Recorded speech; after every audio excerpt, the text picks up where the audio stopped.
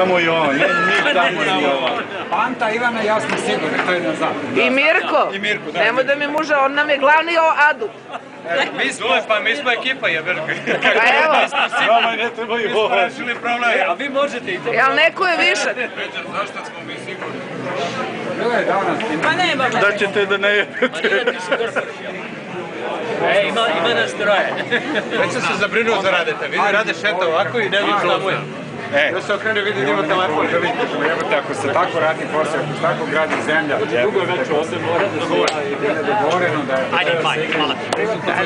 Rade na telefonu, naravno. Ja kažem, znam sigurno da je Panta privatnik, da sam ja privatnik, da je Rade privatnik. Ja naporno radim, ja moram ranije da idem daleko. A kako si ti nabrojao? A i žena treba da ga zove. Miloš je do pre godinu dana bio čovjek. Do pre godinu dana. Još nije privatnik. Sad je došao sebi, sad je među normalnim. Pre radio za ženu, sad radi za sebe. Konačno. Ovdje ima 4 kategorije.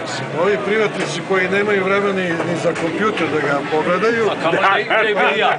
Ovi privatnici koji kao, znaš, nemaju vremena. A gledaju kompjuter? Ovi polutani, Pitamo zašto nemaju vremena. mi korporacijski. Korporacijski. I rad. U stvari petak. Ne, Rade je vanzemaljac, to smo ustanovili. Tako, Rade? Jeste, tako je, on je korporacijski. Slušam, čujem da si ti poslao slike u papučama. Čekaj, ovo slika. Kako se nije sam Kaže, a ovdje je kafa, a vidim ja ovo Kako se ovo gasi? da 10 sekundi su najbolje.